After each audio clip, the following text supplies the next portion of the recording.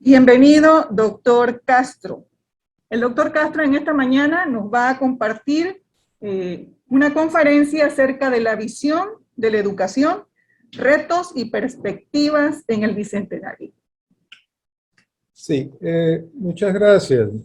Yo intento compartir con ustedes, en esta perspectiva que acaban de indicar, algunas ideas que provienen de la amplia reflexión sobre los problemas de la educación y su papel en la construcción de nuestras naciones por parte de José Martí entre 1884 y 1894.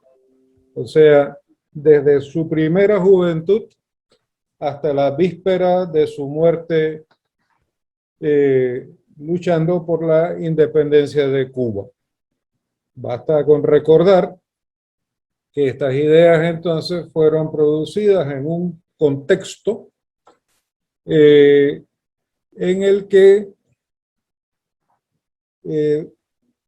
si alguien tiene el control de las diapositivas.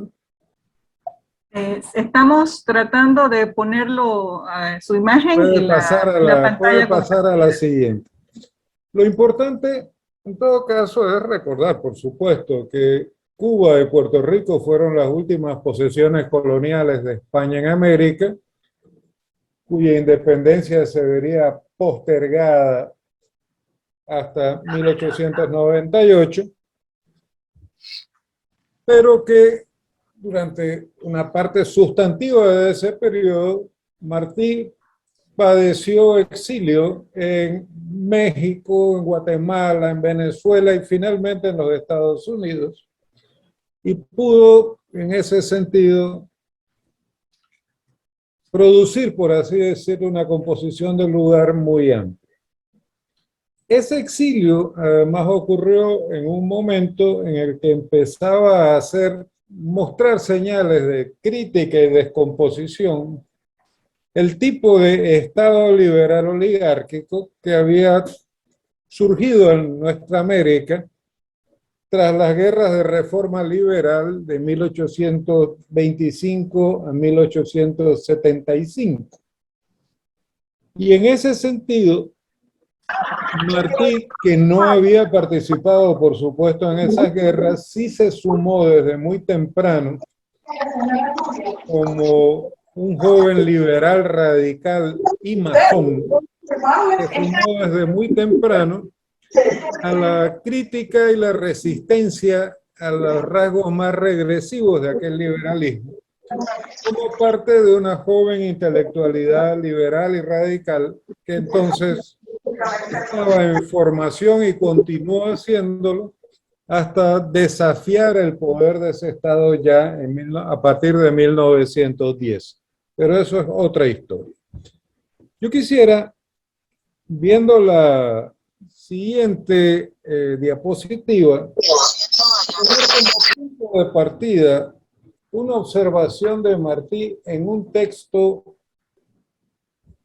dedicado, sí, a los problemas de la política cubana, pero que pone los problemas de la formación, más que de la educación, muy en primer plano. Como ustedes ven en pantalla, Martí hacía la demanda de que estudien los que quieran opinar, porque no se opina con la fantasía, sino con el deseo, ni con el deseo, sino con la realidad conocida. Evitar lo pasado, decía, y componerlos en lo presente para un porvenir confuso al principio y seguro luego por la administración justiciera y total de la libertad culta y trabajadora. Esa es la obligación y la cumplimos. Esta es la obligación de la conciencia y el dictado científico. Haciendo la aclaración que para Martí la ciencia no era lo conocido, sino el proceso de conocer, vemos cómo el vínculo entre ciencia, estudio, política, conducta, aparece como un rasgo distintivo en su pensamiento y se traduce además en una serie de reflexiones sobre educación y pedagogía que nos llevarían a algunas preguntas que están sintetizadas en la siguiente diapositiva. Martí veía la educación, por supuesto, en un plano universal, como buen liberal, y además la refería siempre como un recurso en particular para la construcción de repúblicas democráticas en nuestra América. Entonces, como otros jóvenes de su tiempo, se planteaba la pregunta, ¿para qué educamos? ¿Educamos para conservar o educamos para transformar el mundo? ¿Acabó la historia con las revoluciones de independencia o empezó para nosotros nuestra historia? ¿Educamos para todos o educamos para cada uno? Una línea de su pensamiento, por ejemplo, va a ser la necesidad de aproximarnos con mucho cuidado al problema de educar a unos para mandar, educar a otros para obedecer, educar a unos para dirigir y a otros para ser dirigidos, refiriéndolo constantemente en un conjunto de artículos que no examinaremos aquí, a la educación que se ofrecía o no se ofrecía a los indígenas y campesinos, y a la que buscaban para sus hijos los propietarios agrícolas, los grandes terratenientes, los empresarios de nuestra América, que con frecuencia los enviaban al exterior, no a hacer estudios universitarios, sino aún antes, para hacer lo que llamaríamos en mi juventud el segundo ciclo de secundaria, y de allí en adelante formarlos para un país que nunca llegaban a conocer realmente. Finalmente, ¿de qué se trataba? Nuestra educación, ¿cómo debía prosperar? ¿Por imitación o por innovación? Es otra pregunta subyacente al pensamiento pedagógico de Martí. Podemos pasar ya a las siguientes diapositivas, por cierto.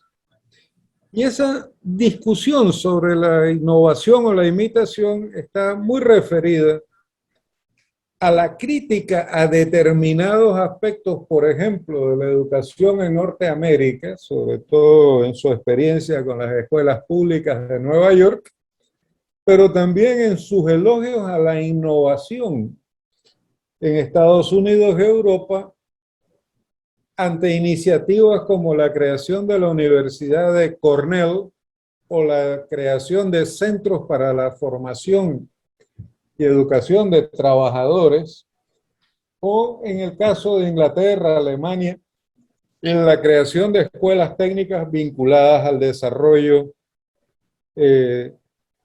tecnológico, económico y tal. En suma, yo diría, cerraría este momento de introducción diciendo que podemos colegir, deducir, producir una suerte de proyecto educativo martiano que está centrado en tres elementos que aparecen en la próxima diapositiva. El primero de esos elementos es educar para transformar, sin duda alguna. Martí llegaría a decir que el espíritu de la colonia había seguido viviendo en la República y que en ese sentido la tarea era construir la República desde las personas y no simplemente desde los decretos. El segundo elemento, ante sociedades tan terriblemente autoritarias e inequitativas como las que habíamos heredado y vuelto a reconstruir después de la independencia, Martí, en su proyecto educativo, se plantea siempre que la educación es un recurso, una herramienta indispensable para llevar a cabo la transformación que nos permita una vida próspera y buena en una patria justa y equitativa. Y que esa patria además debe estar en capacidad para crecer con el mundo, para ayudar al mundo a crecer. Ahora, una educación así necesariamente era distinta, yo diría incluso por la vehemencia de algunas partes del discurso martiano, antagónica a la educación heredada de la colonia y prolongada en la República, que sienta algunas bases que vuelven a reproducirse una y otra vez en el tiempo hasta el día de hoy. En la siguiente diapositiva, nosotros abordamos algunos elementos de un artículo sumamente importante. Un artículo que yo diría es el que sirve de piedra de fundamento, piedra fundamental en la construcción de ese proyecto educativo martiano, que va a seguir desarrollándose a lo largo de los siguientes 10 años. Ese artículo se llama Maestros Ambulantes. Su punto de partida está en esta expresión que a mí me parece de una ternura extraordinaria, cuando nos dice que hay un cúmulo de verdades esenciales que caben en el ala de un colibrí y son, sin embargo, la clave de la paz pública, la elevación espiritual y la grandeza patria. Desarrollando esas verdades, él va a plantear 3 elementos que van a formar carne y sangre de ese proyecto. En primer lugar, la necesidad de mantener a los hombres en el conocimiento de la tierra y en el de la perdurabilidad y trascendencia de la vida. En segundo lugar, para preparar a los hombres para vivir en el goce pacífico, natural e inevitable de la libertad, como la entendían los liberales radicales de la generación de Martí, como viven en el goce del aire y de la luz. Y en tercer lugar, está condenado a morir un pueblo en que no se desenvuelven por igual la afición a la riqueza y el conocimiento de la dulcedumbre, necesidad y placeres de la vida. A partir de allí, Martí entra, como vemos en la siguiente diapositiva, a detallar los contenidos de este planteamiento. En una formulación natural en su época, que hoy quizás sería expresada con una perspectiva de género distinta, dice Martí que en su visión los hombres necesitan conocer la composición, fecundación, transformaciones y aplicaciones de los elementos materiales de cuyo laboreo les viene la saludable arrogancia del que trabaja directamente con la naturaleza. Necesitan también quien les haga el supremo bien de sentirse generosos. Y agrega que por maravillosa composición de la naturaleza, aquel que se da, crece. Y el que se repliega en sí y vive de pequeños gozos y teme partirlos con los demás y solo piensa avariciosamente en beneficiar sus apetitos, se va trocando de hombre en soledad y llega a ser por dentro y a parecer por fuera insecto. Y finalmente señala, como parte de esta misión de la educación en el proyecto que proponía, dice: los hombres crecen físicamente de una manera visible, crecen cuando aprenden algo, cuando entran a poseer algo y cuando han hecho algún bien. Todos los que hemos tenido el privilegio de educar a otros hemos visto este crecimiento. Hemos visto a una niña tímida triunfar y crecer en un concurso de ciencia, como hemos podido ver a un trabajador noble del campo crecer cuando aprende a dominar, a comprender una máquina que en apariencia es tan sencilla como una cortadora de grama. Esa idea de una educación al servicio del desarrollo humano, al servicio del crecimiento humano, ya está, por así decirlo, en nuez en José Martí. Ahora, ¿cómo opera esto? En la siguiente diapositiva, nosotros vemos que Martí propone un fondo, una estructura, mejor dicho, de valores y realidades que sustentan este proyecto. Dice, por ejemplo, que ser bueno es el único modo de ser dichoso, que ser culto es el único modo de ser libre. Pero agrega, en lo común de la naturaleza humana se necesita ser próspero para ser bueno. Y el único camino abierto a la prosperidad constante y fácil es el de conocer, cultivar y aprovechar los elementos inagotables e infatigables de la naturaleza. Después vienen unos comentarios que hacen a la cultura de la naturaleza en José Martí. Y en este caso alguien podría decir, bueno, pero esto está referido exclusivamente a la agricultura. Y podríamos decir, aquellos eran países que aún iban en camino a la industrialización y en los que la agricultura y el comercio eran las ocupaciones fundamentales. Pero si vemos a la educación en el panorama de la crisis contemporánea que tiene esta expresión ambiental tan compleja, podemos darnos cuenta de que este planteamiento de Martí en 1884 no hace sino recuperar vigencia en un país como el nuestro, cuya prosperidad y el eventual bienestar de su población dependerán cada vez más de sus recursos ambientales, empezando por el agua, los ecosistemas y la biodiversidad extraordinariamente ricas que tenemos en el país. Podemos ir, para no atrasarnos, a la siguiente diapositiva, donde Martí sitúa además este problema en una perspectiva que se corresponde de algún modo con la nuestra. Martí se refiere a una época transitoria, este paso del siglo XIX a lo que se anunciaba en el XX, y este paso de repúblicas que mantenían vivo todavía el espíritu de la colonia, a repúblicas construidas desde sí y no desde los libros en que se educaron los próceres de la independencia.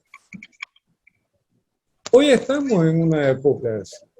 Como nos decía hace años el padre Javier Gorostiaga, no estamos en una época de cambios, estamos en un cambio de época e incluso se traduce en un cambio de era geológica cuando vemos emerger ya en la realidad y en la conciencia el antropoceno, la era geológica del impacto pleno de la actividad humana sobre la biosfera. En épocas así, por supuesto, cunde el pesimismo, como también cunde la esperanza. Hay visiones catastrofistas, el mundo se va a acabar, ya no hay valores, estamos condenados, como hay visiones que en el plano ambiental, por ejemplo, renuevan la esperanza, como la que nos presenta el Papa Francisco en Laudato Si, hace ya 6 años. Son épocas en que incluso cuando uno se siente apesadumbrado por el pesimismo de la razón, recurre al optimismo de la voluntad para seguir caminando en una dirección de transformación de la realidad. Por eso uno lo encuentra, ese nivel de motivación en el mismo artículo de Maestros Ambulantes, Cuando Martí nos plantea que por encima del desconsuelo en que sume a los observadores el estudio de los detalles y desenvolvimiento espacioso de la historia humana, se ve que los hombres crecen y que ya tienen andada la mitad de la escala de Jacob. Y agrega que si desde una altura miramos de repente sobre la marcha humana, podremos ver que a pesar del doloroso desbarajuste y abominable egoísmo en que la ausencia momentánea de creencias finales y fe en la verdad de lo eterno trae a los habitantes de esta época transitoria, jamás preocupó como hoy a los seres humanos la benevolencia y el ímpetu de expansión que ahora abraza, y fíjense que no lo pone con Z, lo pone con S, abraza, inflama,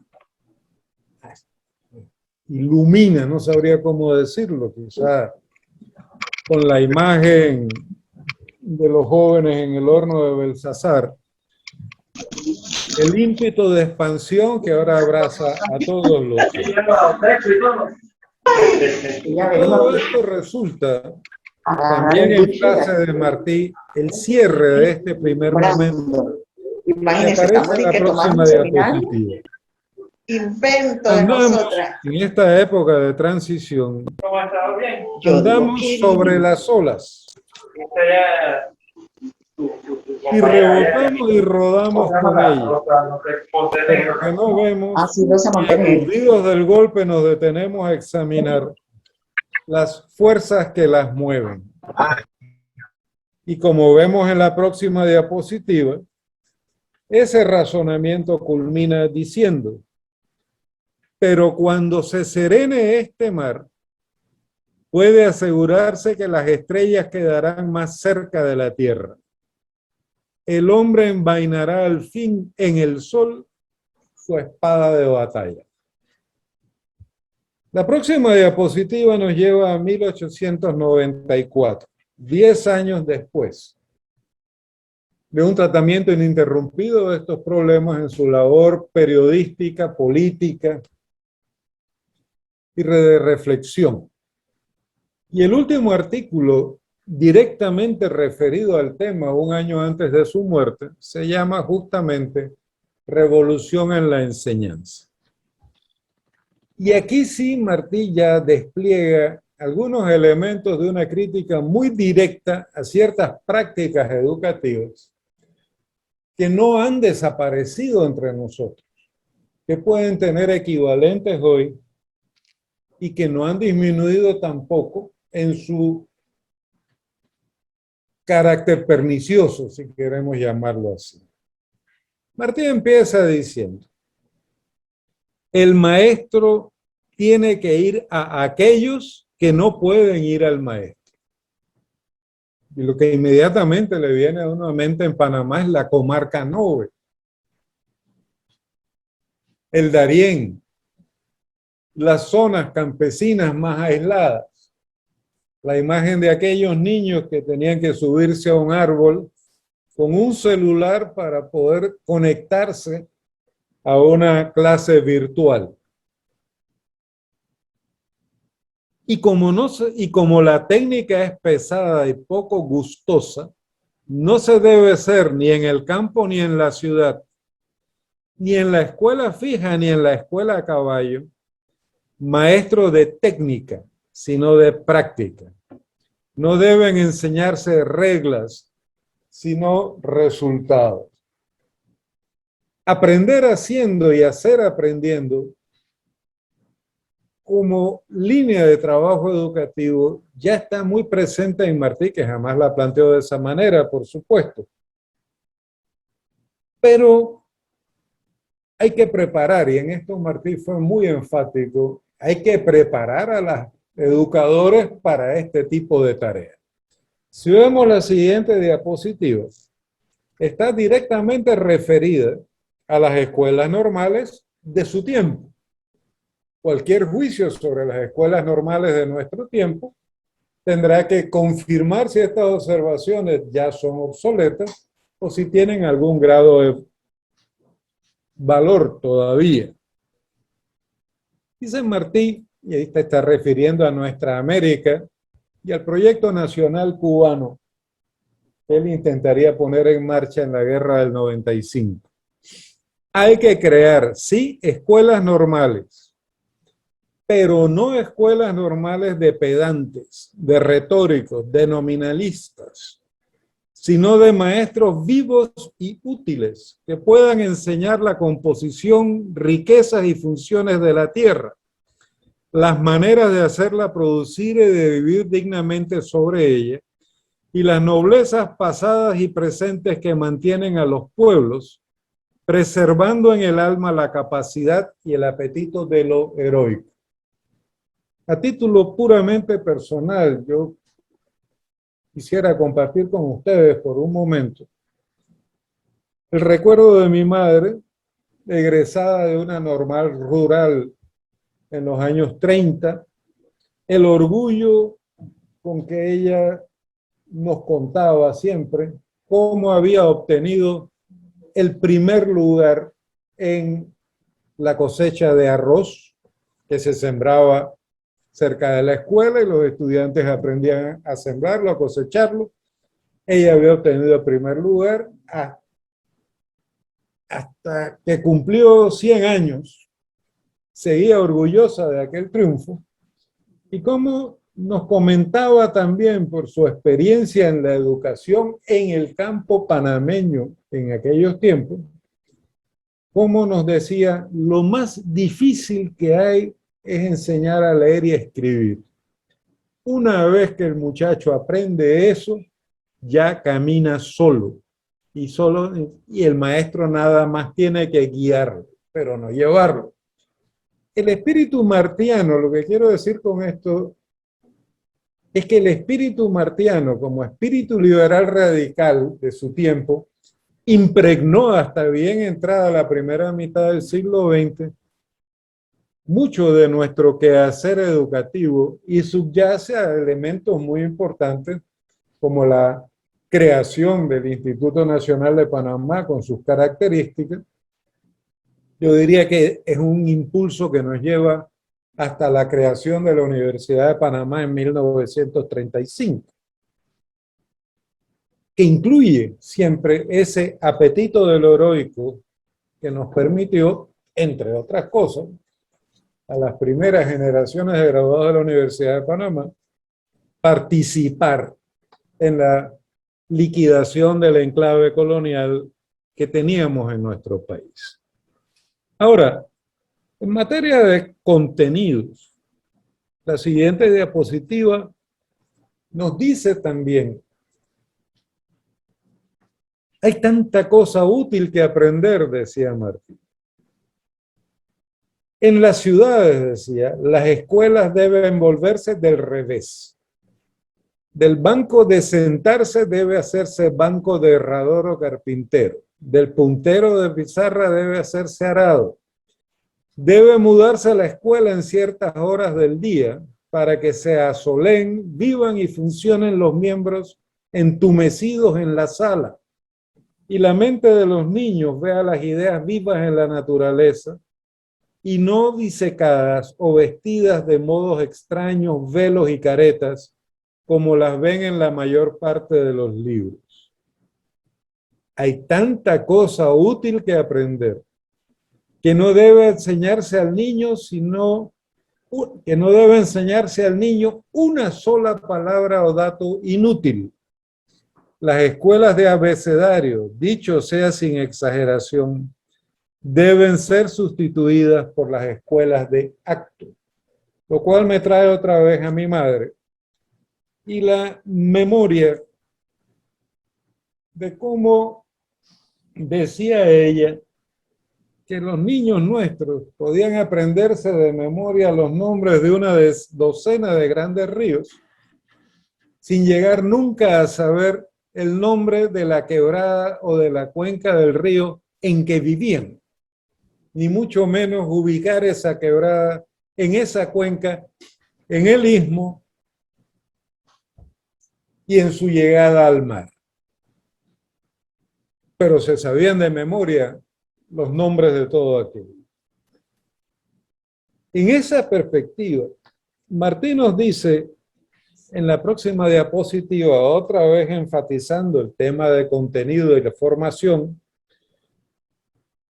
que a todos se les debe poner en capacidad de crear y en el conocimiento de los hechos y facultades que estimulan la creación. Cómo viven los pueblos, dónde se obtienen los medios de vida, cómo funciona cada uno de los medios de vivir, en qué nace cada elemento de riqueza y cómo se compone, mezcla con los otros, desenvuelve y es útil al hombre. Cómo comercian y qué consumen las naciones diferentes y cómo se administran y gobiernan. Y cierra esa reflexión con una pregunta. ¿Puede vivir un hombre íntegro sin saber todo eso, ni contribuir naturalmente a la fuerza y la paz de su república? Pues si eso es indispensable a los hombres, lo que debe enseñárseles, lo que no se puede dejar de enseñárseles, es eso. Las conclusiones a que nos lleva este recorrido son muy sencillas, aparecen en la próxima diapositiva y se resumen en lo siguiente. Atendiendo a la idea de Martí de que la colonia había seguido viviendo en la República,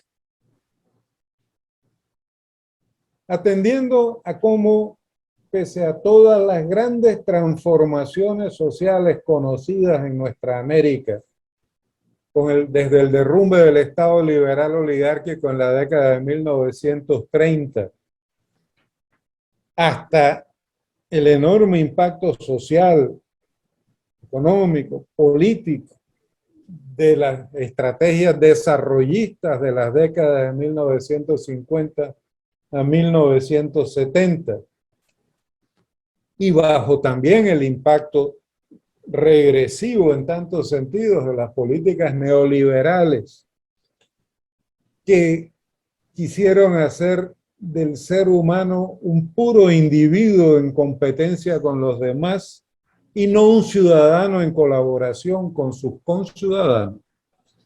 Bajo todo eso, nosotros podemos ver que muchos de los dilemas que tenemos hoy surgen de una circunstancia que ha cambiado, sin que por ello cambien en lo esencial esos dilemas. No cabe duda de que 1821 fue un año de fundación. Como dice Marix Salazo, fue un año que nos cambió la vida a todos. Pero ahora, transcurridos 200 años, culminada la formación del Estado Nacional Soberano más joven de América Latina, hace apenas 21 años. Ahora es tiempo de refundar para cambiar con el mundo y ayudarlo a cambiar. Y la pregunta que nos queda entonces, el objeto de debate que no se resuelve simplemente en un debate técnico entre educadores, sino en el diálogo de la sociedad con su educación y con todas sus fuerzas y potencias.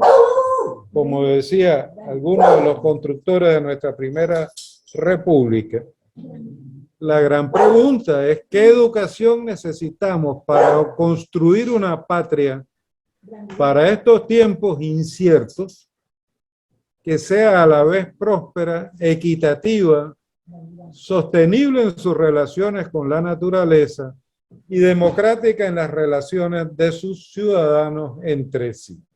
Esto es lo que podía compartir con ustedes. Muchas gracias por esta invitación que me honra, no siendo yo un educador de profesión, y quedo a su disposición. En la última diapositiva está mi correo electrónico, si alguien desea más adelante consultar o rebatir algo de lo que he querido plantear.